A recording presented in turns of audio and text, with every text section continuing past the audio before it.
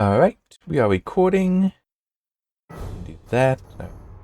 I know that the song, well, music, that it was the piece that VLC was on, and that was already played, so let's look at a different one. Alright, and I started the timer. And what can I talk about this time?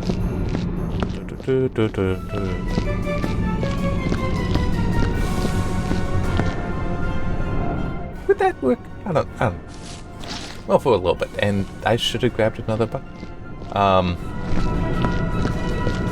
So I got some movies, not that long. Want to talk because I need something to talk about, and they are good movies. It's the Samurai trilogy, which a funny story here is, and I talked about this in my review playthrough for Dying Light 2, in fact. Because that's when I actually ordered them. I actually got the movie. I had first seen them years ago on TCM. It was while I was in college, and it's like, I am now up to 2 a.m. because I'm watching. And it's kind of funny because I got it, and initially, I didn't realize until they actually came. And this was like 10 years ago, 12 years ago, that I had seen them. All that time, I thought that they were actually Akira Kurosawa movies, and they're not. They're, Inagaki? Is that the name?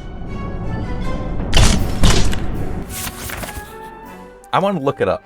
I want to get this name right.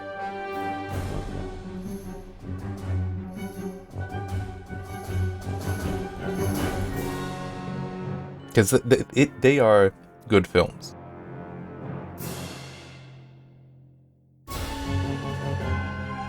Hiroshi Inagaki. Yep. They really are good films. And it's just, it's one of those things that's kind of funny because, like, yep, I screwed up. I thought that somebody else did them. But that's okay because it's like I purchased them because they, I remembered them for all. I didn't even see the first one actually. What I saw was like the ending of the second and then all of the third, and I just so enjoyed it. And it was just, like, on TCM at night, Turner Classic Movies, and was just, watching that. And it's like, it is now 2 a.m. because I'm just so enjoying watching.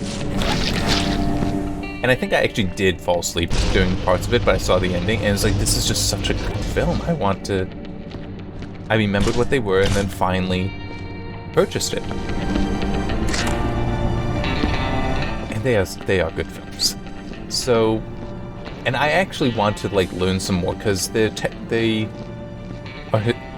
based on a real real person from Japan's history. And I kind of want to find out more about him. I just don't know when I want to do that. But it's one of those. The movies are very good, and even in regards to the history, that some of it, yes, is wrong. But it's like, these movies are so good, you forgive some of that because it's introducing this very interesting figure from Japanese history who, look, there are two things about him that I hope can impress upon people just how significant he is in Japanese history and legend. Okay? And he deserves it for who he was, what he achieved. Saying legend is entirely appropriate. You can just say his name, just his first name, and that's all you need to know. The people, Japanese people will know who you're talking about just by saying Musashi. You don't need to say what the last name is. And was it Miyamoto? I don't remember now. First name is definitely Musashi. And that's all you need to say, and they know who you're talking about. So that's one thing. Because, I mean, just think about that. There's not that many people in American culture that you could say that about, especially not centuries after. I mean, too, also not that old. I mean, I guess Lincoln, but, that's his last name. It's not like, if you were to just talk about Abraham, and, that you're talking about him, it's not quite like that. Couldn't say George and have everybody know it's Washington. Could say Teddy, though. And that would be, Teddy Roosevelt.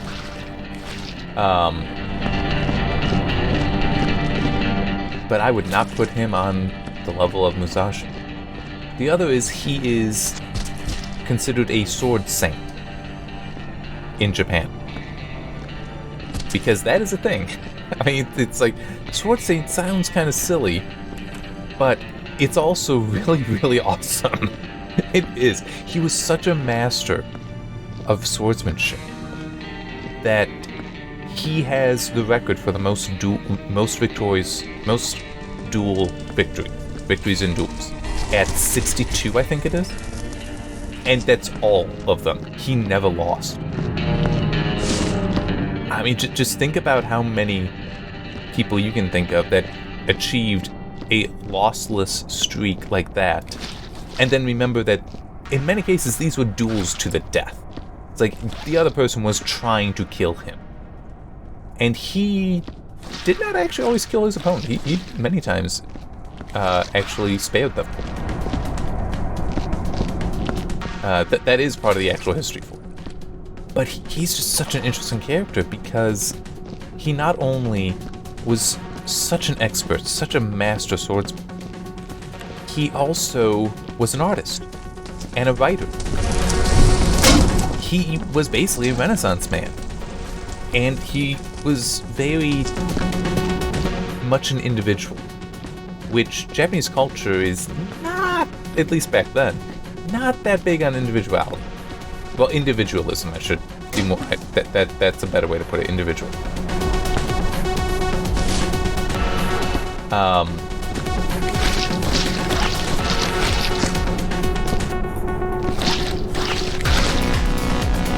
And he defied that.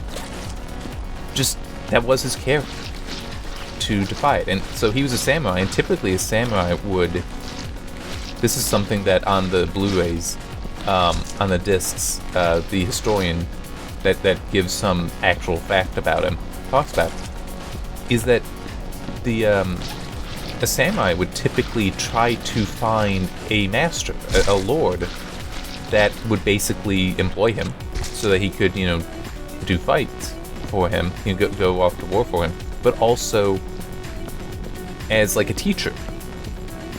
And that for many, the ultimate goal was that. Why am I doing that? I have buckets over there.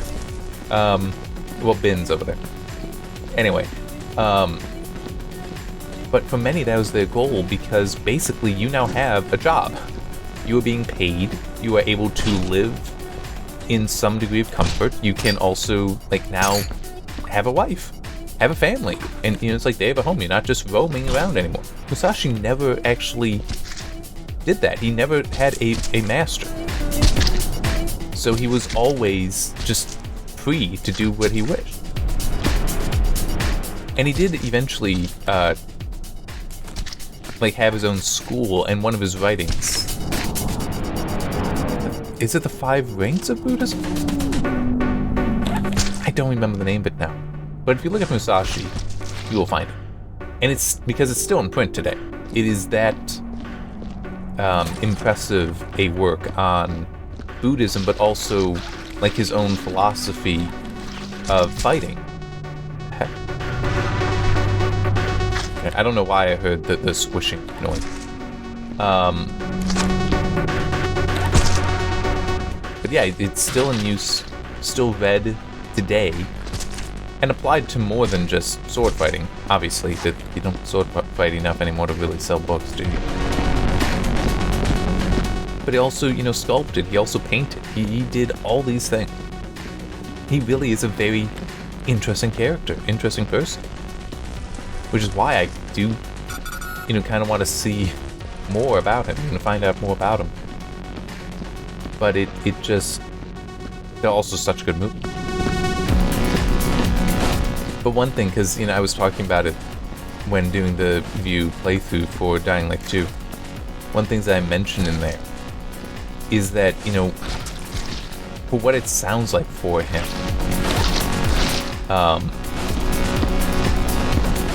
based on what is both in the movie but also what the historian was saying, it's like, I would be terrified of trying to do a video game with him in it, because how do you capture appropriately. A sword master who achieved 62 victories in a row. Like, never lost a fight in his life.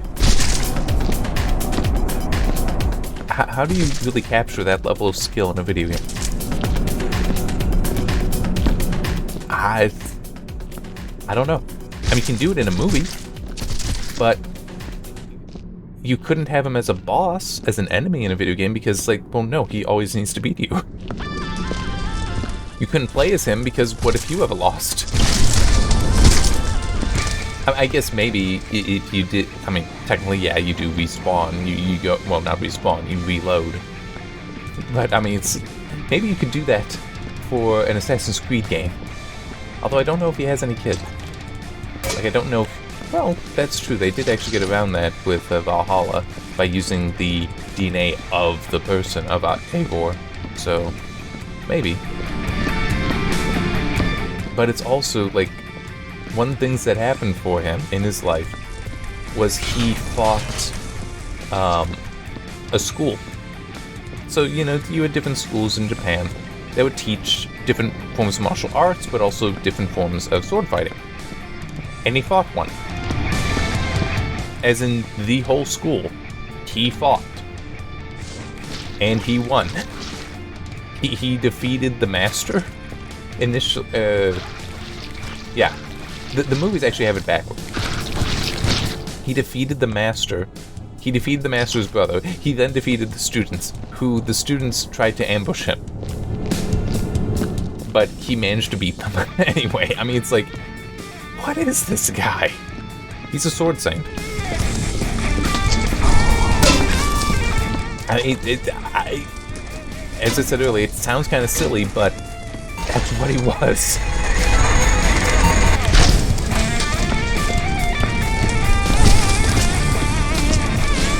Can you think of a better way to describe that kind of achievement?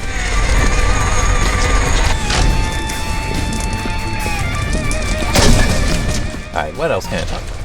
Because I'm kind of done with that one. With that topic. Other than just, they are very good movies. The Samurai Trilogy. It's...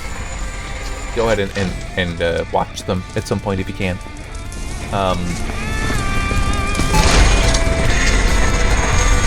And one thing also that's interesting for it, that is talked about there, is the way, like, the choreography for the fights is done. Because it's actually in a 4:3 aspect ratio. So, like, today you would have, you know, the fight scenes be, you know, across the width of the screen, because we use widescreen. But Inagaki, he was working with 4:3. And that was also by choice. He could have done widescreen, but he did it that way. So that it's more about the vertical. Well, you have... The emphasis is less on the sides, I guess would be a better way to put it. But he also had a larger depth of field. So, what that means is he could start playing with the depth of the fight as well. So it's not just that there's this horizontal line going across the screen and that's where all the action is. No, it's actually, you know, coming forward and back. You need to worry about what is behind the people as well. And not in, like, some cheap, like how they used to do 3D movies. Where, like, House of Wax starts with somebody with paddle ball, and they're just, you know, bouncing the ball into the camera. So it's like, you gotta duck or you'll be hit kind of thing. It's not like that. But it is just, you know, you're surrounded not just on your left and your right, you know, for the camera, but it's also, you know, left, right, forward, and back. Makes it much more interesting and engaging and accurate. I mean, let's face it, you would have people trying to get on all sides of you.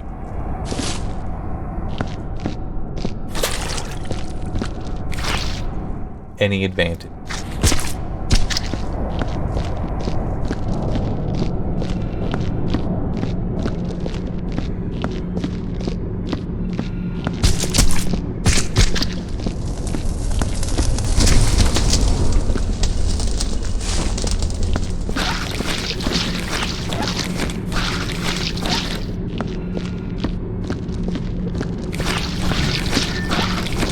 It does seem like I've run out of things to talk about.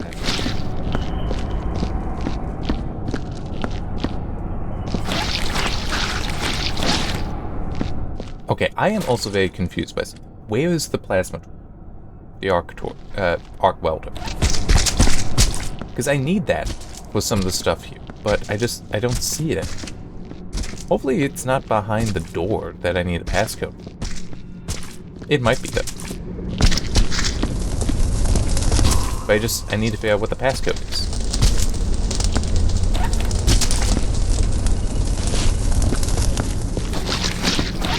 But, that door.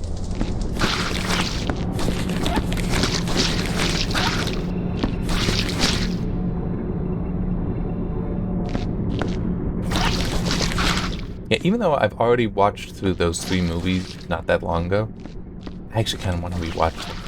I also kind of feel like watching the Man with No Name trilogy, which is an informal trilogy in some way.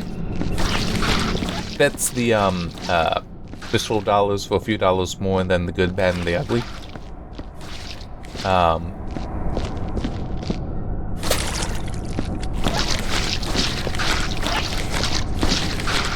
And those are good movies. I know there are some people that would fight me on this, but it's like, yeah, I stand by what my feeling is on that, which is that for a few dollars more is the best of the 3. The Good, Bad, the Ugly is a more epic film. Like, it's a lot larger, it's a lot longer. But I also feel that some of it is more spectacle. You know, like that final Mexican standoff, as it's called, between the 3 of them at the end. That's what a lot of people focus on. But the climactic fight at the gunfight at the end of For a Few Dollars More. Oh, that is so. Okay. Is for the story so superior. Like, if you watch it, and it's actually just between 2 people. It's only between 2, it's not between 3, but it is such a deeper, has such a deeper meaning to it.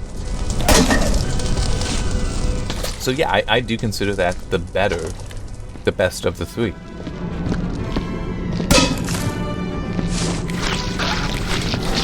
It's also, and I feel it's kind of like how, I know that there are a lot of people that say Wrath of Khan is the best Star Trek film, and I disagree with that. It's good. I'm not saying it's bad. No. I think Star Trek VI Undiscovered Country is better. I think that is actually the best of all the film.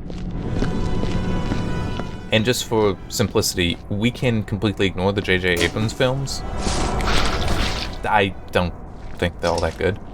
And it's also an argument can be made that, at least for that first one, it's not Star Trek. It's like, Star Trek has specific science to itself. It is an actual science fiction film. There are rules to or science fiction universe. There are rules to how it works. And he completely ignored them. It's like warp. It works in a specific way, such that you would never drop out of warp and be surprised by what you find. Because you're still there. You can still see all this stuff. And yet, that's exactly what happens in his first Star Trek. You know, it's the whole dropping out of hyperspace and finding Alderaan's been blown to bits. That's basically what happens in it. And it's like, that's not how warp works. Why did you do this? Did you never, like, actually watch Star Trek or pay attention to it? And yet, somehow, you're making this film. Huh. Yeah, it's when you actually, for me, when you actually start thinking about the Star Trek, his Star Trek films, like, yeah, they actually are not very good and not really Star Trek. It's harder to see it with the first one. The first one is a fun movie. The second one, what was that, Into Darkness? I don't remember. But it's like, I also remember the whole, no, we're not going to do Wrath of Khan. We're not going to remake Wrath of Khan here. It's its own story. And then, of course, it is actually Wrath of Khan. I mean, it's like a lazy Wrath of Khan, too. But then it's also, when you consider Force Awakens, it's like, well, what do you expect from somebody that gave us that?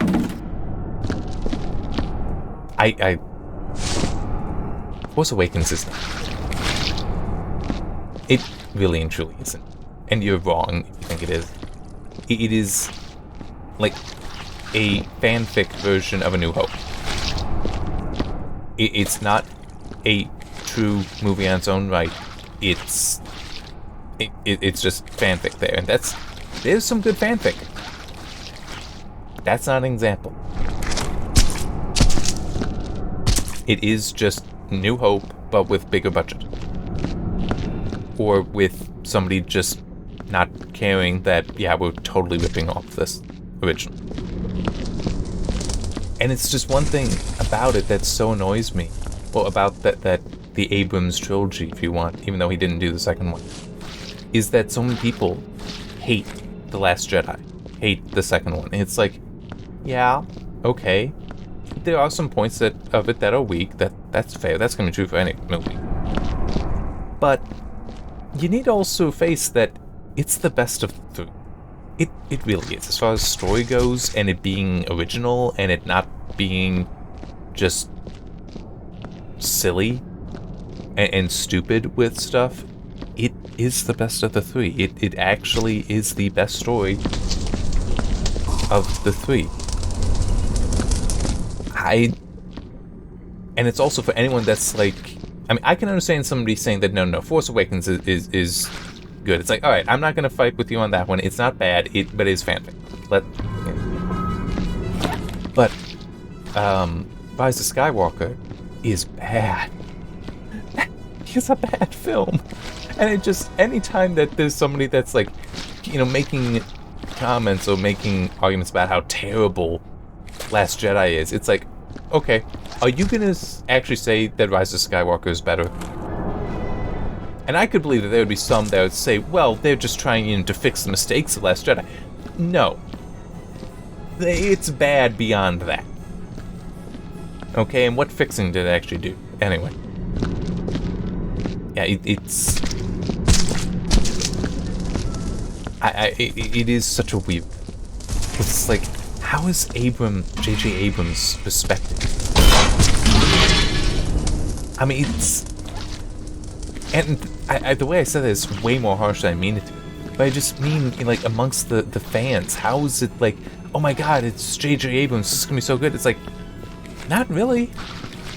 What is this good film that you're banking on? That's like, that's how you can trust that that he's a master of his art.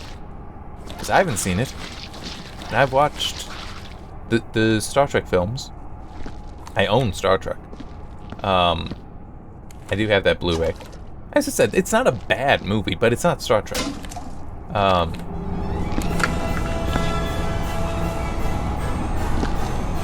Hey, I managed to get it.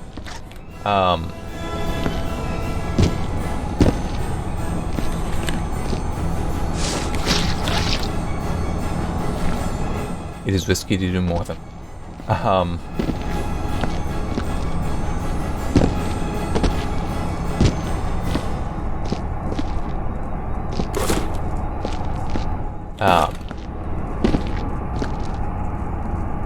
There we go.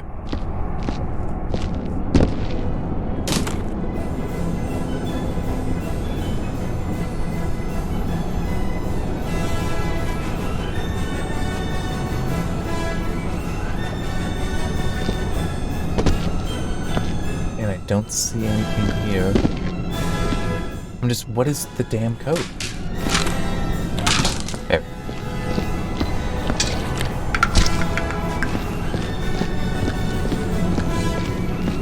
But yeah, I'm just thinking back on the Star Wars movie. I saw something not that long ago, heard something from this podcast, where somebody was basically saying, and just declared, no, there are only 3 Star Wars movies, and basically we're just going to deny that the others are true Star Wars movies. You know what? I'm okay with that. But it is also true, as some people point out, as much as we want to dislike and discount and dismiss the prequel trilogy, those were still better than what we got from Abrams. Like, that is a truth. That's really lousy when you also consider the fact that he should have, I mean, he had the prequels to learn from. For things not to do, and yet, I mean, true, I can't necessarily think of errors in the prequels that he recreated, that he repeated, but it still is the whole, why is that I was able to jump up there? But it still is the whole, yeah, this is not good. He should have been able to do better.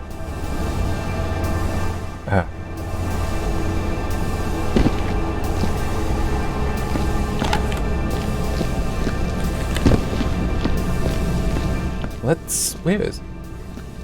Just further back? This is Spencer, and I know that I do have more back there, Okay,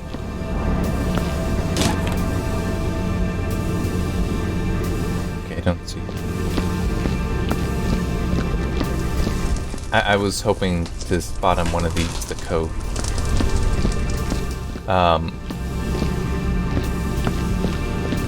And now I lost what I was going to say. Oh well. Hey, how about this? I am not going to say that Hollywood should stop being derivative. Oh no, we only have 13 minutes for me to go through this. Don't get me wrong. It is annoying that so many films, so many television shows are derivative. But it's also so many stories are worth, repeating. Okay, I know that thing was around. Where is it? Just all the way back there? It might be. It's annoying. I'm gonna clean up in here. Then I'm gonna go back to basically where I spawned in, and because I know I haven't cleaned up there. But yeah, there's so many stories that are good and could be retold, and it's like, there's nothing wrong with that.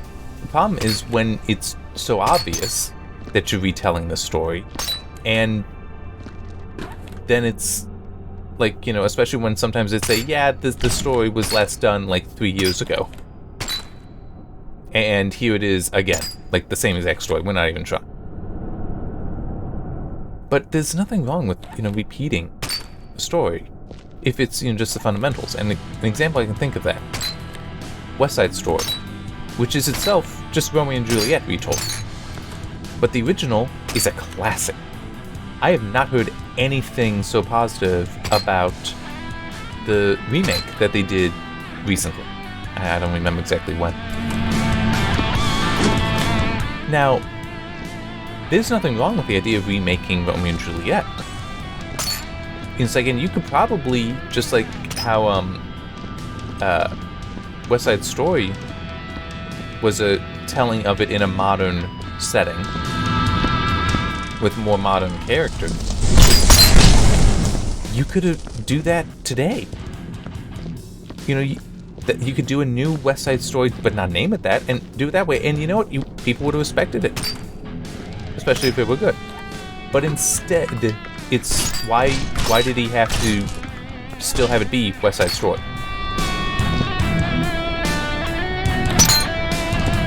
See, that's what I wonder about somewhat, is why is it that if we're going to do these derivatives, you're not even trying to hide the fact that it's derivative? Seriously? Why?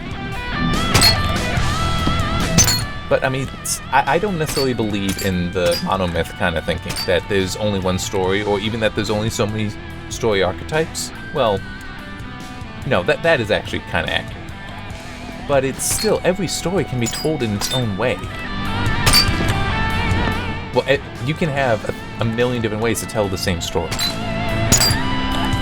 And some of them will be more enjoyable than others, yes, but you can still do that, and it's, doesn't take away from anything.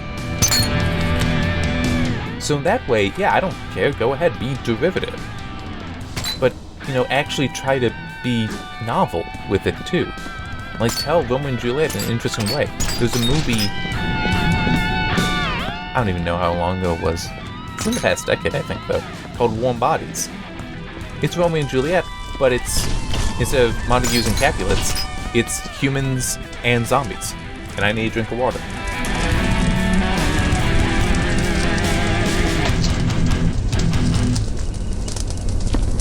that makes perfect sense. Well, I mean, yeah, humans versus zombies like that doesn't necessarily make sense.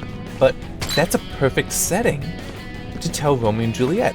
Although it is kind of weird, the idea that Romeo is a zombie. So they, needed to handle that by basically his heart is pumping again. He's coming back to life, but he's still technically a zombie. Yeah, that's weird. But it still is the whole... That's a fine way to tell that story in a new way. So, was it a great movie? No. Was it a good movie? I don't know. But it was okay. It wasn't bad. But I feel that is something that people are missing. Both viewers, but also the filmmakers, that they're missing that you can, apply, with the whole idea of there being story archetypes, is that these are foundational things that can be put in any setting, can be put in any time, can be put in with any character. So come up with the fresh characters, come up with fresh settings, come up with fresh stories around them all. I mean, it's like, you can do that.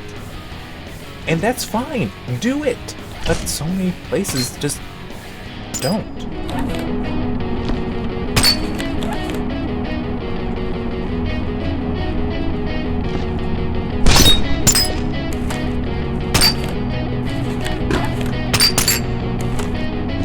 But yeah, that's why I will not complain about a generic Hollywood being derivative kind of thing, because it's, that's the nature of storytelling. Now, that being said, I cannot tell you what my stories are. It's like, it's possible that some of the stories I've written are in fact derivative. I couldn't tell you what of. And I'm not saying that I'm original. Far from it. I just don't know if I'm unoriginal with any of it. I mean, some aspects of it, sure. Like, science fiction, I'm using warp in there instead of some other method of faster than light speed. Faster than speed light, superluminal travel. I'm pretty sure the accurate term for it is superluminal. I don't even remember. That I saw somewhere, I don't remember where. And that's what I use in the stories, because it's like, yes, that is perfect. That's the perfect word to describe it.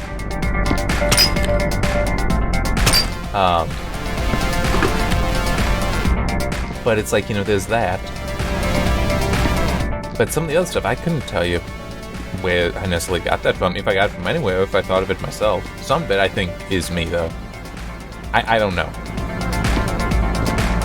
I mean, I guess I should be more careful with how I'm putting that, because, it's like, oh, good. So, am I violating copyright? No, I'm not. Or if I am, I have no knowledge of it. It's like there might be some other story out there where they could say, oh, you're just telling that. It's like, I didn't read it. I tell this, to my knowledge, I've not stolen anything that is stealable. I was like, warp drive is not stealable. I'm sorry, that kind of concept, it's not.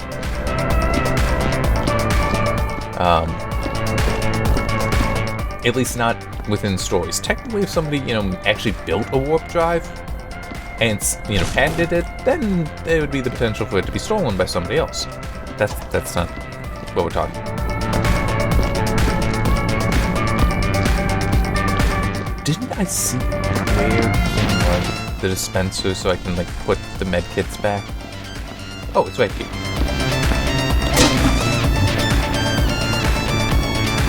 Huh.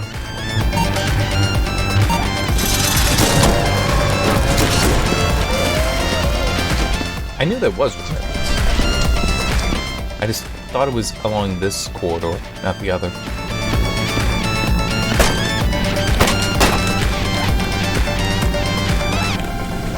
There we go. Is there another one in here? No. I'm gonna grab a bin.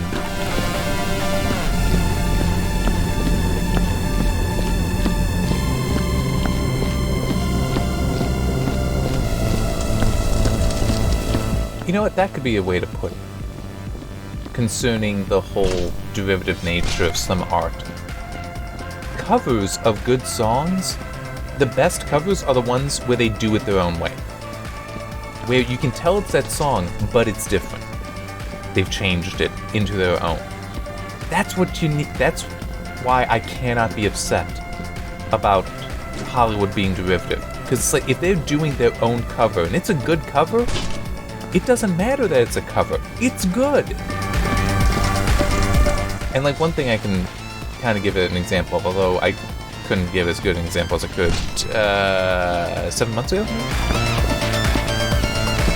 My mom loves the Beatles. So the car will typically have on the Beatles channel from SiriusXM.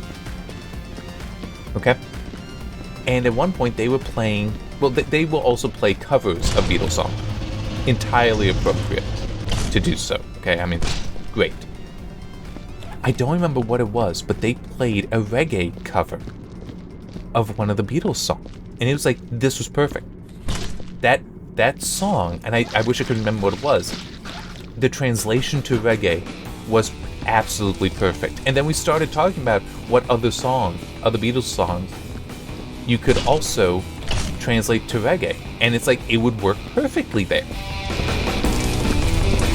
And we actually came up with a decent list. And it's like, you could do that. Hollywood could do stuff like that, where it's like, you know what, this is a good story. It would be awesome if we set this in fantasy, though. It would be awesome if we made this science fiction. I was like, you could do that. But it seems like they don't always think to do that.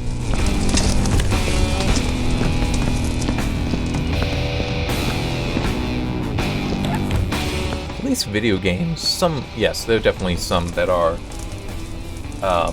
highly derivative, like Wordle, which I do not play, but how there's so many people just copying that. And you saw that before with things like Angry Birds and such. And yeah, that does kind of suck, because in so many cases it is completely somebody trying to exploit the popularity of somebody else's work.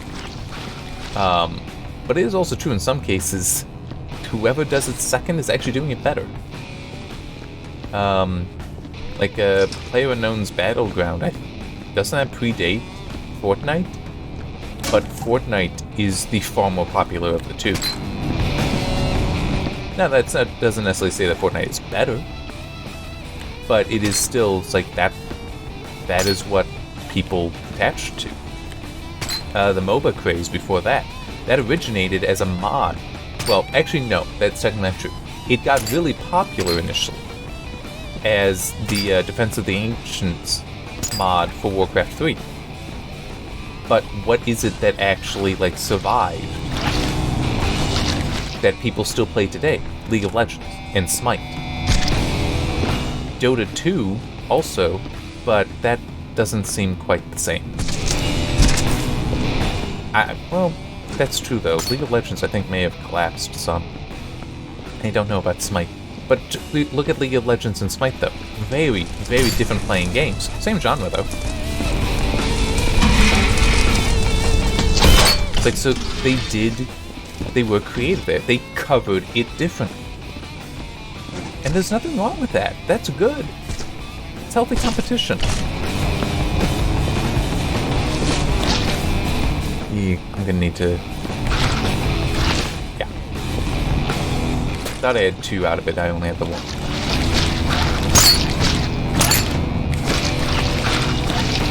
Damn it. I wish I could see more clearly. Alright. But, going back to the thing, it's like the Dota mod. I could believe that a lot of people today, that they love Dota 2, they love League of Legends, they love Smite, have no concept, know nothing about that mod. And the funny thing is, I actually remember playing it in Warcraft 3 years ago. I looked at it, but it's like, it didn't do anything for me. But I do remember, and that was back, it may have just been starting to get cool, but, I remember all the way back to that. And it was definitely neat to look at because it's such a different way to play in Warcraft 3. Oop. Come on, actually stop. There we go. I'm just gonna finish with this last, and that'll also finish off the bin here, I think. Because, Warcraft 3 is a real-time strategy game, and they managed to basically come up with a new genre of game there by just working with the scripting potential in the map editor and exploiting the fact that you had already in the game RPG-like entities. But it also established, well, true, Warcraft is probably some derivative of, like, Dungeons & Dragons, but, like, the Death Knight, that was Arthas in, he became a Death Knight in Warcraft 3. That's where that's from.